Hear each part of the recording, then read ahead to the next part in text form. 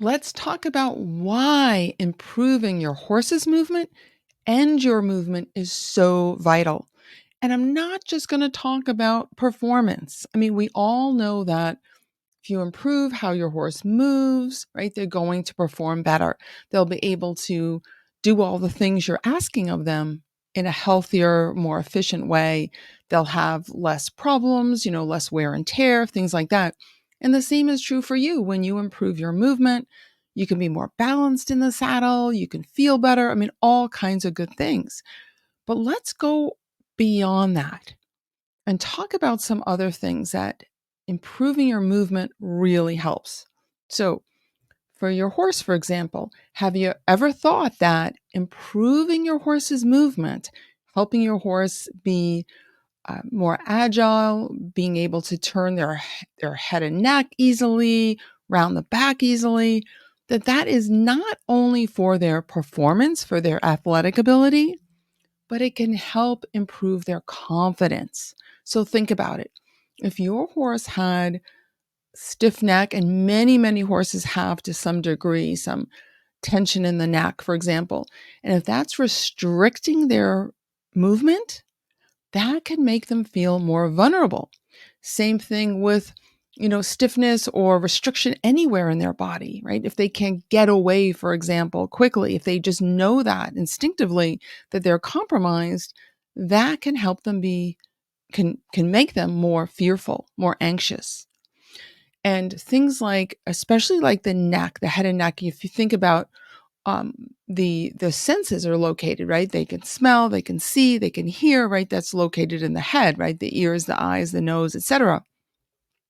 Being able to turn the head around easily and up and down all kinds of ways is so important for confidence, okay? For the feeling of well-being. And the same is true with humans.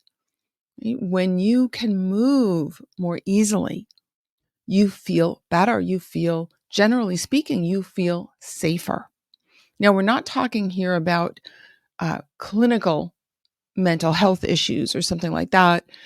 Obviously, you would talk to your doctor about that, but I'm talking about, that stress, that anxiety that many of us feel. So when you improve your movement, instinctively, your body knows it's more alert to its surroundings. You're more aware. You have sensory awareness to a greater degree. You're able to pick things up. So that's one reason why improving movement is so important for you and your horse. Okay. It can change your emotional state. And another way it changes your emotional state is when you realize that you can improve your movement. Now, I'm talking about you as the human. You realize you can improve your movement, things really start to look up. Okay. So I've worked with many clients over the years, many, of all different ages, but definitely quite a number that are maturing, we'll just say. So there's often this idea that, oh, things are just going from bad to worse. And I'm talking about, like, even when I was in my late 20s, I thought things have to start hurting because I'm getting older, which now I laugh when I think about that. Because if I look at someone in their 20s, it's like, oh, you're just a baby.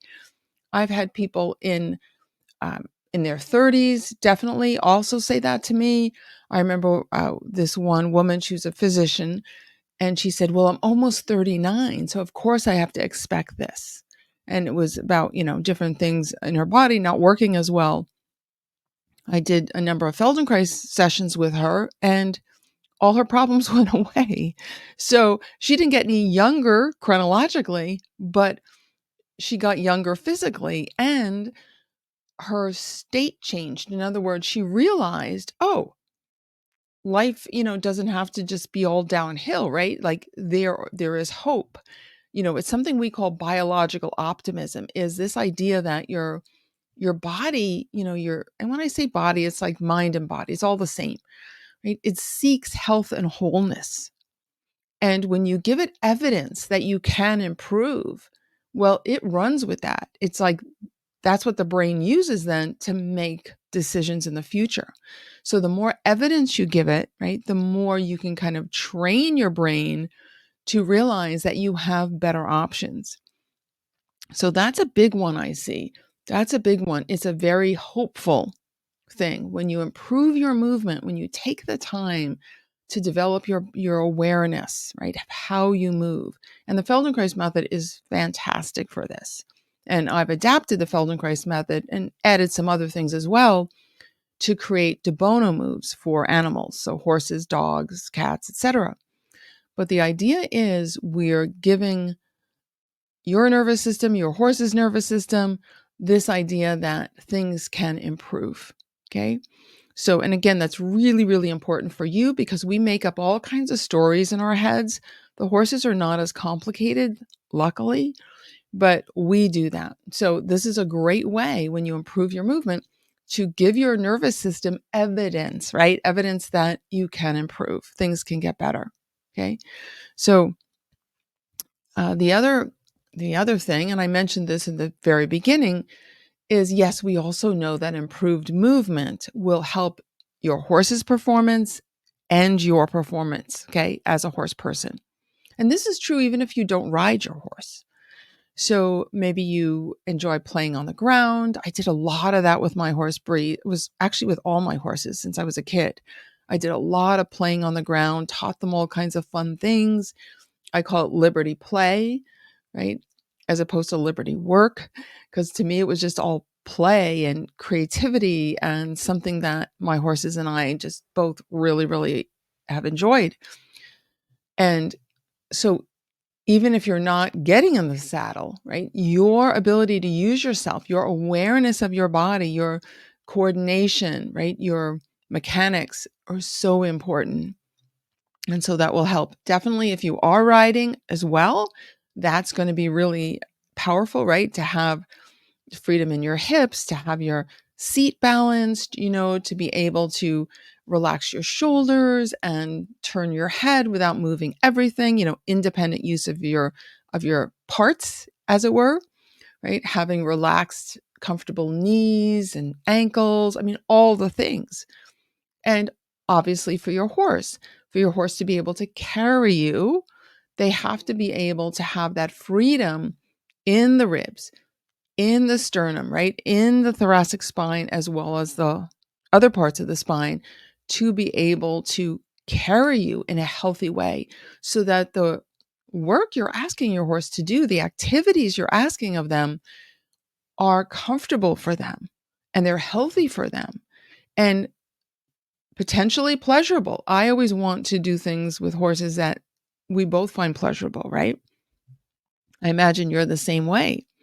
So when the horse feels better in their body, right, then those activities, those different movements you're doing, whether it's cantering down the trail or going over corset jumps or doing dressage or some other activity, working equitation, whatever it is, that it feels pleasurable to you and your horse, right? And that you feel balanced and confident, all that good stuff. So that comes from, to a large degree, improving movement.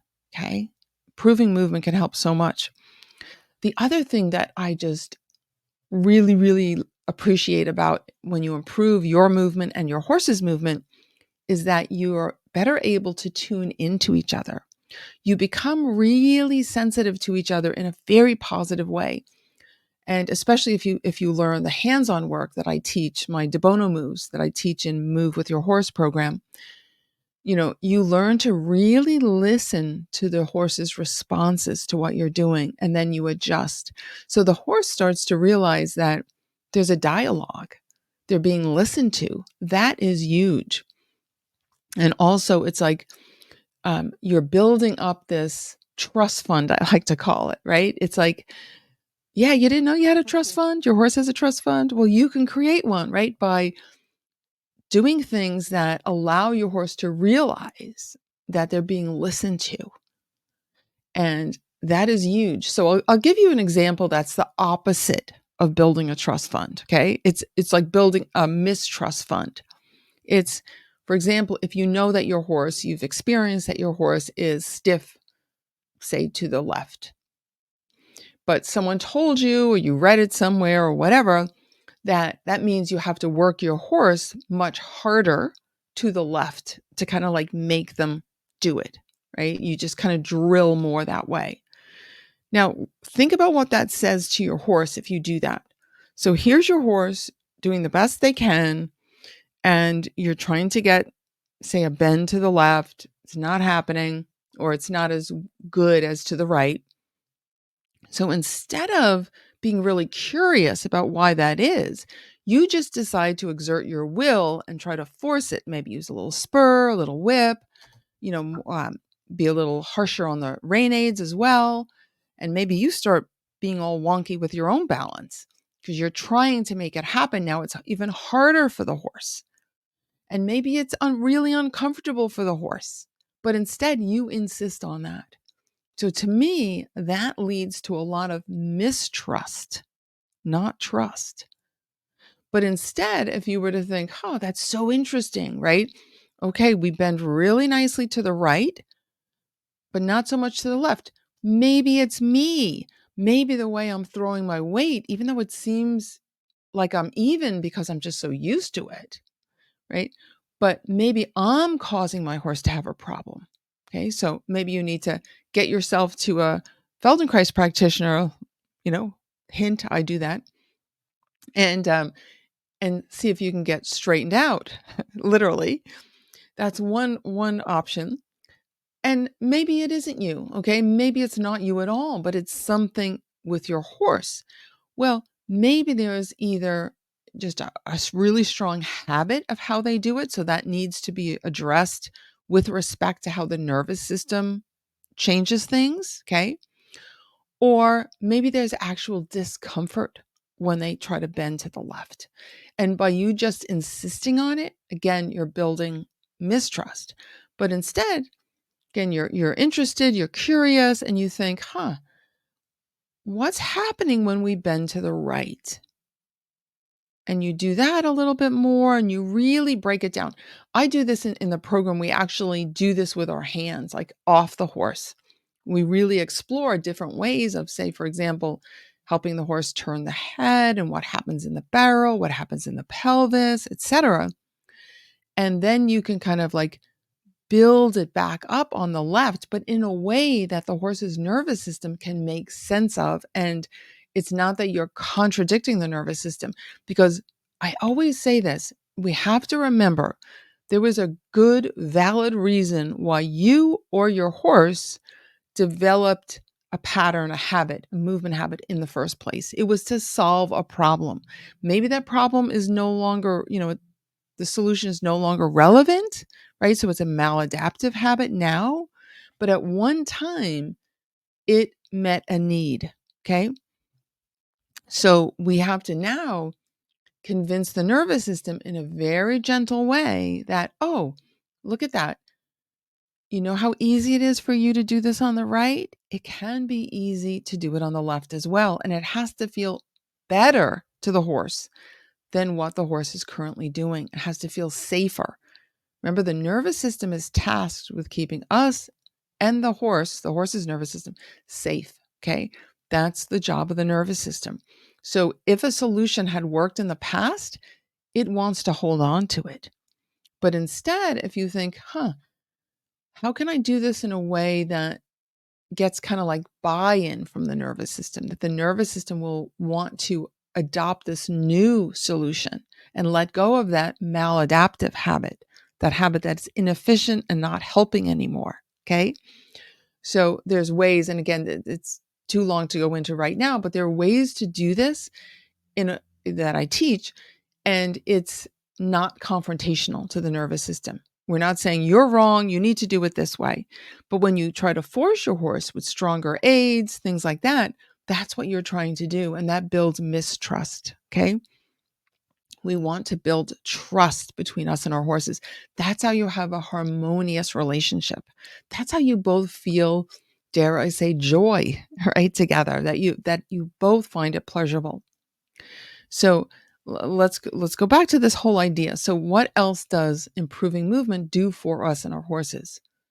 Well, if you're both having this harmonious relationship now, right? Once you learn how you can influence your horse's movement in a very positive, pleasurable way, you both become happier. You both become happier. And it stimulates neuroplasticity. It stimulates the creation of new neural connections. And a lot of the work too that we do that's involved in improving movement can actually help the horse be more resilient to stress, and you as well. And so when you have now this idea that, oh, I don't have to be stuck in my old habits of moving, but I could move better. And again, this isn't intellectual. Like even you may not think that like intellectually, but your nervous system is getting it and the horse's nervous system gets it. And it's like, okay, once you discover that, right, you realize that you have more choice, more possibilities. Life just becomes sweeter. And again, you realize you can come back from things. You have that biological optimism, which, one definition of health, it was a definition, if you will, that Dr. Moshe Feldenkrais held, was that health was like the ability to recover, because stuff happens in life, but it's that ability to recover. And when you've given your nervous system, I'm going to say like an upgrade by improving movement, right? Then you realize you can recover from things.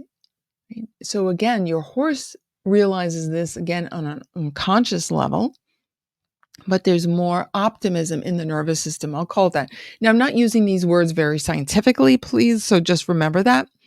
But it's that idea that there's hope, there's optimism, that things can get better because you've given the nervous system evidence of improvement. Okay. So there's so many reasons why improving movement can help you beyond just your physical abilities, but to help you feel more comfortable in your body, more relaxed, but relaxed with a readiness, a responsiveness that you can act very quickly if need to and very powerfully, right? But you're not holding all that excess tension. That allows your nervous system to feel more regulated, to be more regulated, to have less anxiety, and in short, be happier and healthier.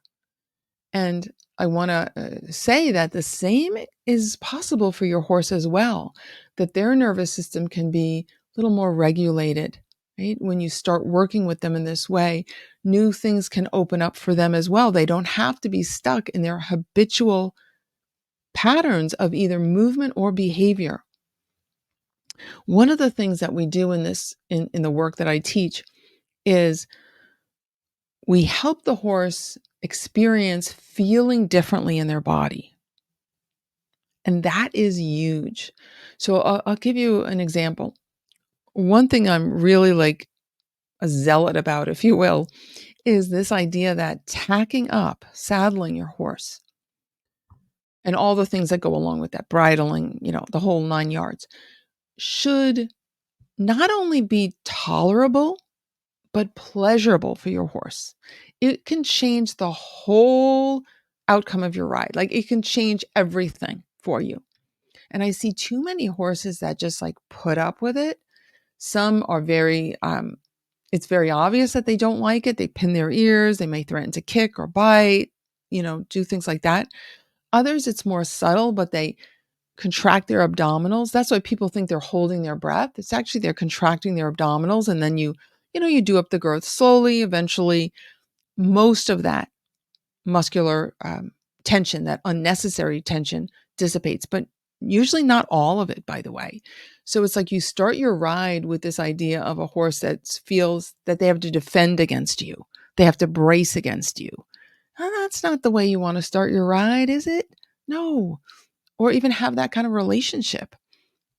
So we do a number of things in the Move With Your Horse program. One of them involves my famous rib rope, right? That which again I can't explain in a podcast, but it helps the horse have more flexibility in their rib cage, and it generally feels really, really good.